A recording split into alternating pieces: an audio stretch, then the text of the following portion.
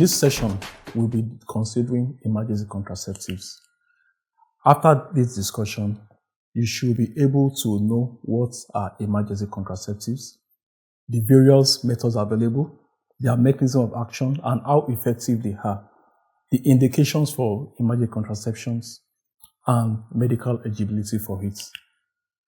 Emergency contraceptives refers to the type of contraceptive given in an emergency as an emergency procedure after an unprotected sexual contact to prevent conception. It is also called postcoital contraception or the morning after pill. It is potentially helpful to help prevent millions of unplanned pregnancies that happen yearly. It is reported by about 100 million pregnancies happen yearly worldwide, and these pregnancies are unplanned. So it stands as a last chance for women who had an unplanned sexual intercourse and they feel they are at risk of unintended pregnancy. The principle of emergency contraception has been recognized for centuries, and some methods like douching with wine or vinegar has been used in the past. Even more recently, some people have used carbonated drinks like Crest. They take it orally and believe it doesn't allow them to get pregnant. Some have used Coca-Cola to douche their vagina. And this method is highly questionable because it's highly unconventional. The available methods are broadly grouped into the hormonal parts and the non-hormonal group. The hormonal group contains the progestin-only levonorgestrel, emergency contraception, also known as Plan B. The second one is combined oral contraceptive pills, which is used in use-based method, and the serum progesterone receptor modulators, which is seen in ulipristal acetates. The non-hormonal method is Copper T, which is the Copper T intrauterine contraceptive device. This is a slide that shows the methods, the contents, and the dose, especially for the pills. For the progesterone receptor modulator pills, which the brand name is Ella, is also marketed as Ella 1. It contains 30 milligrams of ulipristal acetate, and one dose is used for emergency contraception.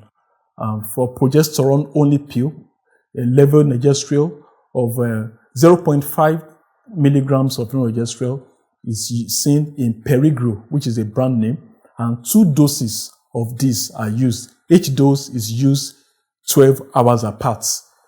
For Plan B, one step, it contains 1.5 milligram of levonorgestrel, and a tablet is used immediately after unprotected sexual intercourse. Another method is the combined oral contraceptive pills, and this is used such that the estrogen and the progesterone components are used in combination, and the dose of the estrogen actually determines the number of tablets that will be used. For high dose estrogen, 2 tablets are used 12 hours apart, and for low dose estrogen, 4 tablets are used 12 hours apart. The mechanism of action of emergency contraception varies, and one of the important ones is inhibition of ovulation or delay in ovulation, and this is described as the primary mechanism of action of the hormonal emergency contraceptions. Other proposed modes of action include cervical mucus thickening, especially in the progesterone-containing ones, and the alteration of tuber transport of sperm and ova. It means even when there is ascent of sperm into the upper genital tract, there is abnormal transport of it, such that it's not likely that the sperm meets the ovum for fertilization. There is also impairment of corpus luteum function in such women, such that it is unlikely that there is ovulation. There is also inhibition of fertilization. For copper-containing IUCD, when it is used as emergency contraception, the fact that it prevents conception on its own by affecting sperm transport and sperm function, this is still the primary way it acts when it is acting as emergency contraception. It's also because it's a foreign object in the endometrial cavity, it disrupts the endometrial cavity, thereby preventing the chance of implantation of fertilized ovum. The effectiveness of emergency contraceptions. For all these emergency contraceptions I've mentioned, the sooner they are taken, the better they are effective. And the more effective they are is irrespective of the time of sexual intercourse. The effectiveness of the method is measured actually by comparing the number of pregnancies that is expected in a sexually active population with the number of pregnancies in the same population when they are treated. For estrogen progesterone emergency contraception regimen, it prevents about 45 to 53% of supposed pregnancy. For level 1 progesterone containing emergency contraception, it reduces risk of pregnancy by 52 to 100%. You may question why this wide range of effectiveness. This is still closely linked to promptness of use. It means when emergency contraception is used very early after a sexual intercourse, it is highly effective. It can be as effective as 100%. However, it is used later, maybe after 72 hours of use, the contraceptive effectiveness is reduced in such a patient. For progesterone receptor modulators, when it is used as emergency contraception, the pregnancy rate is reduced by 62 to 85%. For copper IUCD, when it is used as emergency contraception, it is as effective as 99% reduction in pregnancy. As such, the copper IUCD contraception is a gold standard for emergency contraception. However, it might not be applicable to all women, and not all women might be eligible for its use. But it's a gold standard against which every other method of contraception is measured. This picture or table shows a chart of use of emergency contraceptive pills when 100 women use emergency contraception, and the number of pregnancy that could result when they have sexual intercourse in the second or third cycle of menstruation. This is a period when the women are likely going to get pregnant. So if a woman has sexual intercourse in the second or third week of menstruation and she didn't use any contraception or emergency contraception, about 8 pregnancies is likely to occur. When the woman uses ulipristal acetate, less than 1 pregnancy is likely to occur. When the woman uses combined oral contraceptive pills, about 2 pregnancies will likely occur. But when the woman uses progesterone only pill, about 1 pregnancy can occur in every 100 women. So this was able to help us picture how effective emergency contraceptive is compared to when none is used. Ulipristal acetate is effective for about 120 hours after sexual intercourse. However, the level 1 progesterone pill is effective for about 72 hours after unprotected sex. However, level 1 progesterone has been shown to be moderately effective for up to 120 hours, but it is not marketed for 120 hours. It's only marketed for up to 72 hours of use. The pregnancy risk is higher in obese women when they are using level 1 progesterone emergency contraception, especially when the body mass index is more than 26, and with progesterone receptor modulator when the body mass index is more than 35. So in these women, the contraceptive efficacy might actually be reduced. For combined oral contraceptive pills, the effective dose is within the 72 hours. When it is used after this period, it is less effective. For copper IUCD, which is the most effective, it can be inserted within 5 days of use, 5 days of sexual intercourse. IUCD can provide ongoing effective contraception for up to 10 years. So for a woman that has inserted IUCD for emergency contraception, she can put it in place for up to 10 years to avoid conception, especially if she has completed her family size. What are the indications for emergency contraceptions? Sexual assault is one of the commonest use of emergency contraception. For a woman that has been sexually assaulted by a known or unknown assailant, or even by his husband, and she feels she doesn't want to get pregnant, she can opt for emergency contraception. So any unplanned, unprotected act of sexual intercourse is an indication for emergency contraception. And when a woman is actually using a method of contraception, but there is a contraceptive accident, what do I mean by contraceptive accidents? Some events that happen when the woman is using a verified method of contraception, but there is a break in the integrity of that method. And this could occur when there's a woman is using condom and there's this breakage or a slippage, or there's improper use of the condom ab initio. When the woman is using oral contraceptive pill and there's a missed pill that is significant, the woman might need an emergency contraception if she has sexual intercourse. When there's a slippage in a woman that is using a diaphragm or a cap, then the woman might need an emergency contraception. When a woman that is supposed to get a new patch of contraception or a vaginal ring, she was late in getting it, she might benefit from emergency contraception if she had sexual intercourse. And for a woman that had a delay in getting injectable contraception, she also will need an emergency contraception if she had sexual intercourse. If a woman that is not using any of the modern method of contraception and she relies on fertility awareness, and she had made a mistake in calculating her safe period, she also will benefit for emergency contraception if she has sexual intercourse. What are the contraindications for emergency contraceptions? There are very limited numbers of medical contraindications to emergency contraceptions. And because the contraception is used for a very short period, it actually causes a little metabolic derangements that might preclude its use. But women that are known or suspected to be pregnant, one will not use emergency contraception in them.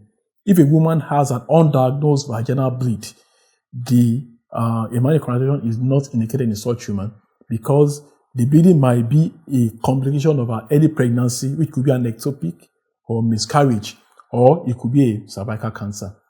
If there is allergy to any of the components of the emergency contraception that is intended, then such a woman should desist from it. And because emergency contraception is not designed for geriatric population or pediatric population, is not usually given in them. Emergency contraception, as common and popularly as it is not intended for routine contraceptive use. So it is not supposed to be used for such.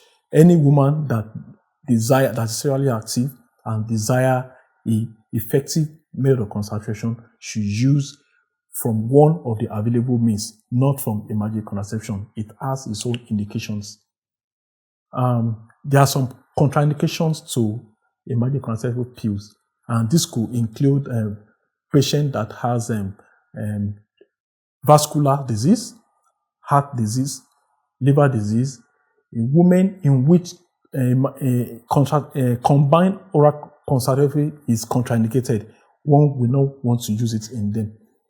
So in these women, one might not want to use combined oral contraceptive pill because it is contraindicated in them. And such, progestin-only contraceptive pill can be applicable in them. So for a woman that initially wasn't considered for combined oral contraceptive pill as a method of emergency contraception, and they are discovered to have any of these medical conditions, one might switch to progestin-only contraceptive pill, which is actually safe in actually most women.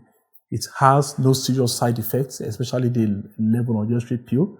And one of the advantages is that the woman can actually buy it in advance and keep it in the house, such that when she has an unprotected sexual intercourse, she can use it promptly, which increases its efficacy and reduces pregnancy in them. In case of failure of contraception and pregnancy ensues, it has been shown that there is no teratogenic effects in any of these emergency contraception that has been labeled. And even when the fetuses are born and they are monitored, there is no adverse outcome in them when compared to the normal population. There is no evidence that pregnancy that occurs after emergency contraceptive pill will likely be more ectopic, because it reduces all forms of pregnancy ab initio. So there's no evidence that it could cause ectopic gestation. And another advantage is that when IUCD is used as an emergency contraception, it can still be left in the human uterus as an ongoing contraception and can be used for as far as 7 to 10 years. The common side effects of emergency contraceptive pills is nausea and vomiting, and this is very significant in patients that use combined oral contraceptive pill as emergency contraception, and it can be as high as 42% in them. Vomiting can be as high as 16% in them. And in such women, it is advised that they use an antiemetic like meclizine about 1 hour before the contraceptive is used. However, women can vomit after, because even at this, some women can vomit after using emergency contraception. And some manufacturers are advised that if the woman uses the combined oral contraceptive pill and vomits within 3 hours of use, they should repeat the dose. These have been subjected to research, and it has been shown that even if a woman vomits within 2 hours of use, the woman does not need to repeat the dose. It has not shown better efficacy. Other side effects include abdominal pain, breast tenderness, changes in bleeding pattern, which could be earlier. The bleeding pattern can come earlier. The menses can come earlier or later, but usually comes within the 7 days of expected menstruation. There might be slight irregular bleeding for 1-2 days after taking emergency contraception. This should not disturb the patient. Medical eligibility for emergency contraception. All women can use emergency contraception safely and effectively, including women who cannot use an ongoing hormonal contraception on their own. And this is because the hormones we are talking about, they are used for a very short period, and they are unlikely going to cause any significant systemic metabolic changes when they are used for such a short period. And there is presently no medical condition that will prevent any woman to use hormonal contraception effectively and safely. For a woman that is being considered for IUCD as emergency contraception, the woman should actually fulfill the basic eligibility for use of IUCD on their own before it is used in them. So a woman that is at risk of sexually transmitted disease or has multiple sexual partner, one should be wary in using IUCD for this woman, because there is risk of ascension of infection when it is used, and other methods might be considered in them. What are some counseling tips that one can give women that are being considered for emergency contraception? These are more information that one can give that can inform their use and which one to use. And this includes the fact that there's no clinical examination that is needed before a woman can use emergency contraception, and one does not actually need to go ahead to start confirming pregnancy before one uses emergency contraception. And because the combined pills, when it is used as emergency contraception, are the most associated with nausea and vomiting. And just like I said before, one can use an antiemetic about 1 hour to reduce the chance of vomiting this drug. When a woman has used an emergency contraception and she has failed to menstruate after 3 weeks of treatment, then such a woman should do a pregnancy test or seek a medical advice, because she might actually be pregnant already, and pregnancy should be ruled out. And one of the benefits that encourages women to use emergency contraception is because there is rapid return to ovulation and fertility after use of emergency contraception. So it doesn't stop a woman from being able to achieve conception later when she desires it. There is only 72 to 120 hours window to start or the first dose of emergency contraception. So if a woman comes after this period, it's going to be difficult for her to benefit from it. So during routine counseling, women should be able to know that they should use it as early as sexual intercourse occurs. And it's important to note that emergency contraception, none of it protect against sexually transmitted infections and HIV. And so the woman is encouraged to use condom and other condom, especially to prevent against HIV and STIs, especially if they have multiple sexual partners. The studies have reported that increased availability of emergency contraceptive pill does not actually increase unprotected sexual activity, especially in adolescents. And this put to rest some people who are opposed to widespread use of emergency contraceptions because they believe it can cause abortion. They believe it increases promiscuity in young teens. But studies have shown that this does not actually increase promiscuity in them. Some people believe that mifepristone can be used as emergency contraception. This is not true because it's only used when there is an established pregnancy. So it's an abortifacient, it's not an emergency contraception. In summary, during this discussion, you have been able to establish what emergency contraception is and the fact that this is a last resort to prevent unintended pregnancy in a woman with a risk of conception after an unprotected sexual intercourse. And the methods available have been described, which include the hormonal method and the copper IUCD, which is the non-hormonal method. If efficacy has been closely tied to the promptness of use and the fact that the recommended window for use range between 72 hours for drugs like levonorgestrel, emergency contraception, and up to 120 hours in intrauterine contraceptive device and ulipristal acetate. And it has also been established that all methods are safe and can be used by most women without fear. Nausea and vomiting is the commonest side effect, and treatment for this has also been advised. Thank you for listening.